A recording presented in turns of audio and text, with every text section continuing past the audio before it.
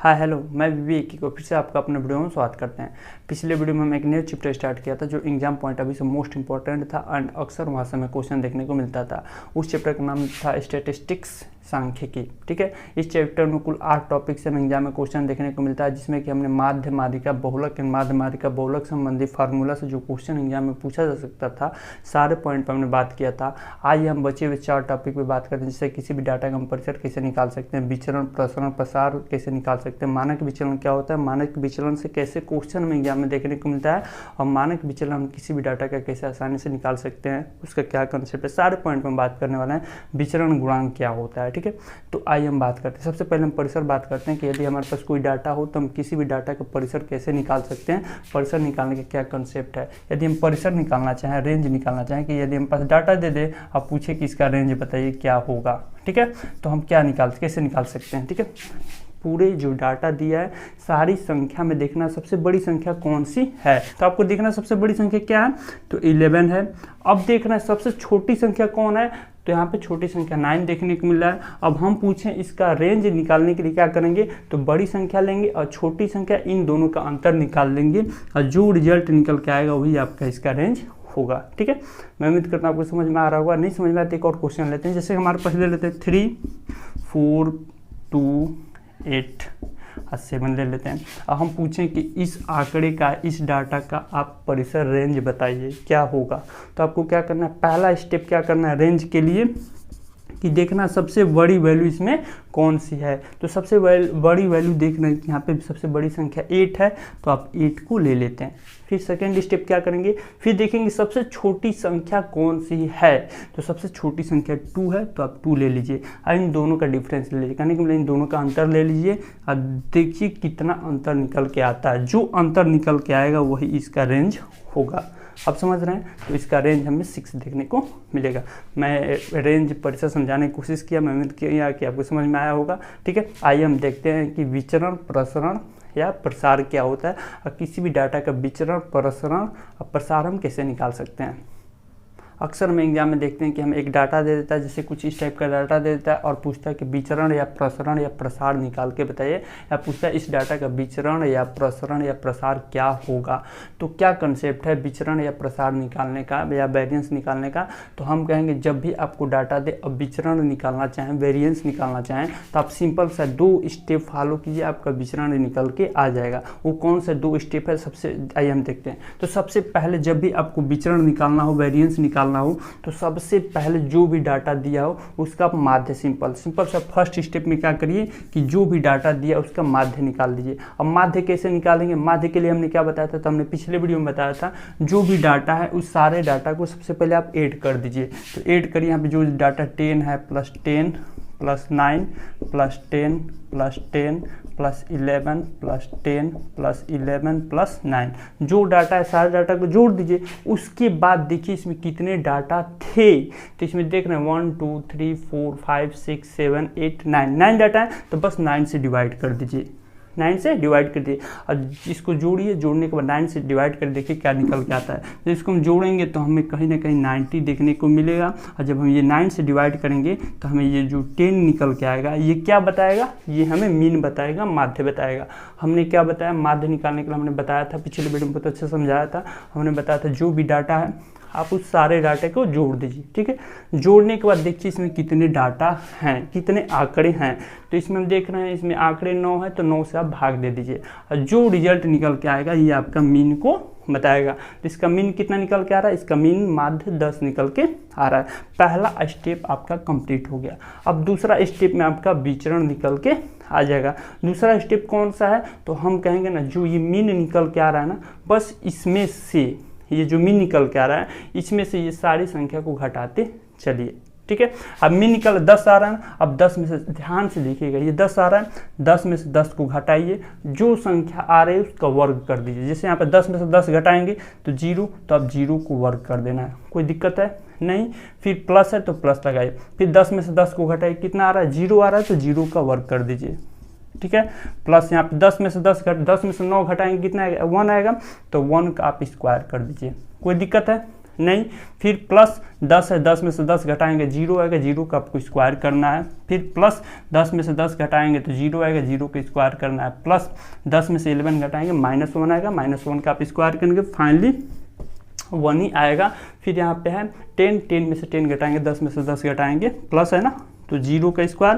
फिर 10 में से 11 घटाएंगे -1 का स्क्वायर करेंगे आप, -1 का स्क्वायर, प्लस फिर 10 में से जब 9 घटाएंगे तो क्या आएगा, 1 आएगा, 1 का स्क्वायर 1 होगा। कोई दिक्कत है नहीं। अब इसके बाद ये करने के बाद आपको क्या करना है, जितनी संख्या थी तो यहाँ पे 9 संख्या 9 से भाग दे देना है। कोई दिक्कत है नहीं। हम बता रहे हैं क्या करना है आपको, सबसे पहला स्टेप में माध्य निकालना है। अब माध्य निकालने के बाद आप इसमें से जो ऊपर वाली संख्या थी यहाँ पे जो संख्या है इसमें से आपको क्या करना है, 10 को घटाना है, ठीक है। और जो रिजल्ट निकल के आएगा उसको आपको स्क्वायर कर देना है, ठीक है। तो हमने 10 में से 10 को घटाया तो 0 आया, तो 0 का हमने स्क्वायर किया। फिर यहाँ पे 10 में से 10 को घटाया तो 0 आया, 0 का स्क्वायर किया। फिर 10 में से 10 को घटाया, 10 में से 9 को घटाया तो 1 आया, तो 1 को हमने स्क्वायर किया। सेम ऐसे करना है। कहाँ तक करना है, जितनी संख्या है। तो हमने पूरा संख्या घटा दिया। अब इसके बाद क्या करना है, जितनी संख्या थी उससे आपको डिवाइड कर देना। जितनी संख्या थी तो यहाँ पे 9 संख्या थी तो 9 से हमने डिवाइड कर दिया। अब इसके बाद आप क्या करना है, ऊपर वाले जो संख्या है उसको वैल्यू निकालिए। इसका वैल्यू कुछ नहीं, यहाँ पे आ रहा है 1 + 0 0 0 1 + 1 + 1/9। फाइनली आप इसको जब इसको क्या करेंगे, सॉल्व करेंगे तो 1 2 3 4 4/9 देखने को मिलेगा। तो आपका वेरिएंस विचरण ये निकल के आ रहा है। हमने क्या बताया, जब भी विचरण निकालना हो सिंपल से आप माध्य निकालिए। माध्य निकालने के बाद आप क्या करिए, जो माध्य निकल के आएगा उसमें से वो जो डाटा है उसको घटाइए, और उस घटाने के बाद जो संख्या प्राप्त हो रही है उसको स्क्वायर करिए। जैसे कि हमने यहाँ पे किया, माध्य आया 10, 10 में से इसको घटाया, जो 0 आ रहा 0 का स्क्वायर किया, ऐसे करके फिर जितनी संख्या से उससे भाग दीजिए। अब फाइनली जब सॉल्व करेंगे जो रिजल्ट निकल के आएगा वो आपका विचरण को बताएगा। तो आपने देखा कि विचरण क्या होता है, वेरिएंस क्या होता है, हम विचरण कैसे निकालते हैं, ठीक है। अब आइए हम देखते हैं कि मानक विचरण क्या होता है और मानक विचरण को कैसे निकालते हैं। यहीं पे हम बता देंगे मानक विचरण आपको निकालना है ना। मानक विचरण जब भी आपको मानक विचरण निकालना हो तो उसका यह कंसेप्ट है, जो भी डाटा दिया रहेगा उसका सबसे पहले आपको निकालना होगा विचरण। क्या निकालना होगा, विचरण निकालना होगा। मानक विचलन स्टैंडर्ड डेविएशन निकालने के लिए आपको 2-3 स्टेप करना पड़ेगा। पहला स्टेप आपको माध्य निकालना होगा, माध्य की सहायता से विचरण निकालना होगा। और जैसे ही विचरण निकलेगा, यदि बस उसका आप अंडर रूट निकाल देते हैं, क्या करते हैं, उसको अंडर रूट में करके इसका अंडर रूट निकाल देते हैं, जो रिजल्ट निकल के आता है वो आपका क्या निकल के आएगा, मानक विचलन स्टैंडर्ड डेविएशन निकल के आ जाएगा। क्या हमने बोला आपको क्या करना है, मानक विचरण निकालने के लिए सबसे पहले जो डाटा दिया है उसका आपको विचरण निकालना है। और जैसे विचरण निकल के आ रहा है, प्रसार निकाल के आ रहा है, उसको अंडर रूट में करके उसका वैल्यू कैलकुलेट कर देना है। जैसे हम इसको अंडर रूट में किया तो जो वैल्यू हमारा निकल के आ रहा है 2/3, ये हमारा मानक विचलन होगा। क्या निकल के आएगा, मानक विचलन, ये हमारा रिजल्ट निकल के आ रहा है, ठीक है। तो आपने मानक विचलन सीखा। मानक विचलन क्या होता है, मानक विचलन स्टैंडर्ड डेविएशन इक्वल टू होता है अंडर रूट वेरिएंस।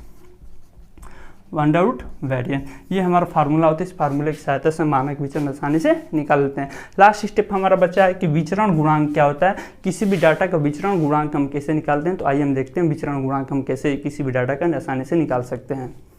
अक्सर हम एग्जाम में देखते हैं कि हमें कुछ इस प्रकार का डाटा देता है और पूछता है कि इसका कोफिशिएंट ऑफ वेरिएंस या विचरण गुणांक निकालिए।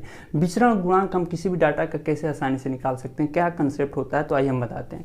विचरण गुणांक बहुत सिंपल होता है। सबसे पहले आपको क्या निकालना होता है, मानक विचरण निकालना होता है। जैसे ही आपका मानक विचरण निकलता है, स्टैंडर्ड डेविएशन निकलता है, उसको क्या करिए, उसको पता करिए कि वह मीन के वह माध्य क्या कितना % है।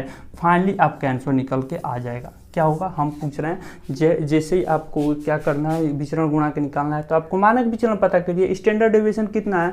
और जैसे स्टैंडर्ड डेविएशन निकल जाए तो आप पता करिए कि यह स्टैंडर्ड डेविएशन मानक विचरण का कितना % है, ठीक है। और जो रिजल्ट निकल के आएगा वो आपका क्या निकलेगा, विचरण गुणांक निकलेगा। तो हमने स्टैंडर्ड डेविएशन पता किया था, हमारा 2/3 आ रहा था।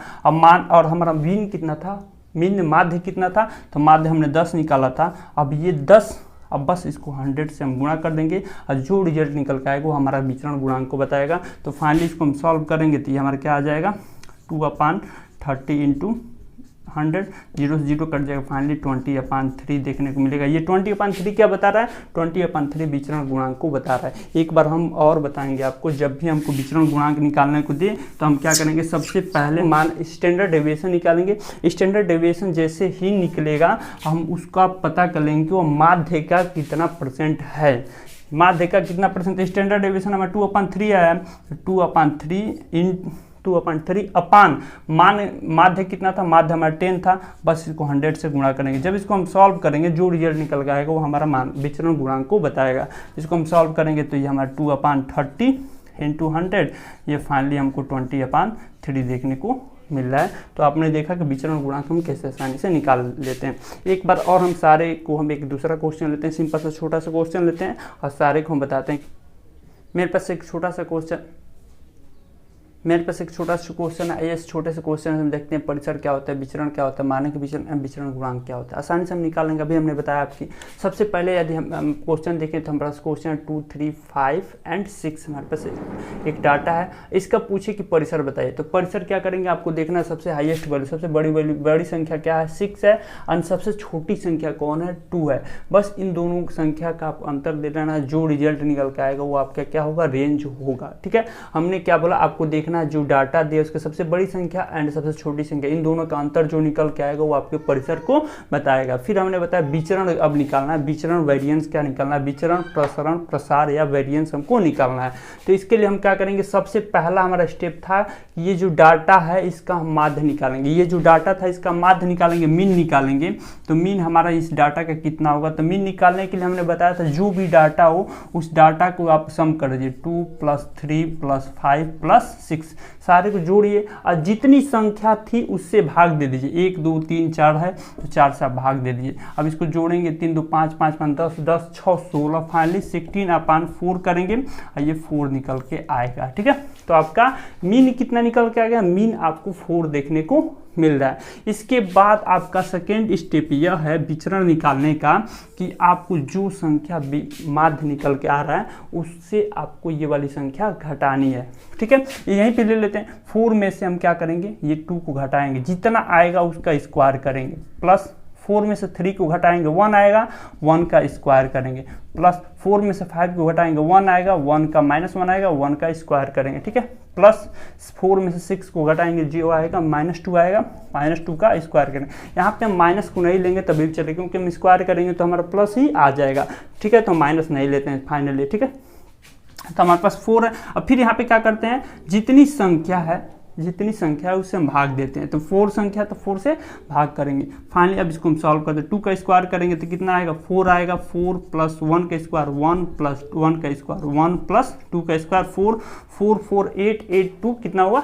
10 हो रहा है ना। और 10 में जब हम 4 से डिवाइड करेंगे तो फाइनली हमको 5/2 देखने को मिलेगा। तो ये 5/2 क्या है? 5/2 हमारा विचरण को बता रहा है। ये विचरण हमारा निकल गया। इसके बाद हमको क्या करना है? मानक विचरण निकालना है। मानक विचरण क्या होगा? मानक विचरण होता है जैसे ही हमारा वेरिएंस निकलता है आपको उसको अंडर रूट में कर देना है और इसको यदि सॉल्व करेंगे जो रिजल्ट निकल के आएगा वो हमारा क्या निकल के आएगा? मानक विचलन निकल के आ जाएगा।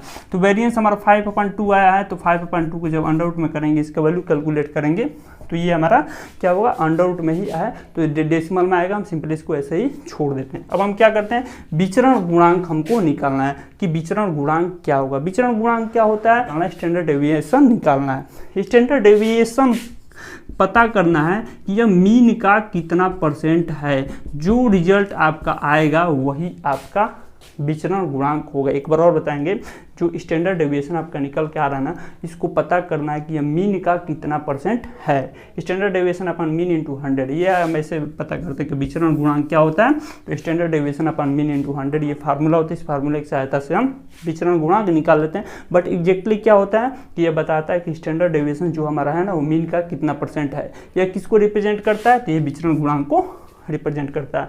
तो स्टैंडर्ड डेविएशन हमारा कितना निकल के आया? तो अंडर रूट 5/2 आया है। अपान मीन कितना है? मीन हमारा कितना निकल के आ रहा था? मीन हमारा 4 निकल के आ रहा है, अपान 4। ठीक है, इंटू 100। जब इसको हम सॉल्व करेंगे तो जो रिजल्ट हमारा आएगा अंडर रूट 5 अपन 2 × 25, यही हमारा विचरण गुणांक को बताएगा, ठीक है ना, कोफिशिएंट ऑफ वेरिएंस को बताएगा। मैंने समझाने की कोशिश किया, मैं उम्मीद करता हूँ आपको समझ में आया भी होगा। अगर ना आया हो तो प्लीज़ एक बार और वीडियो देखिए, आपको अच्छे समझ में आ जाएगा।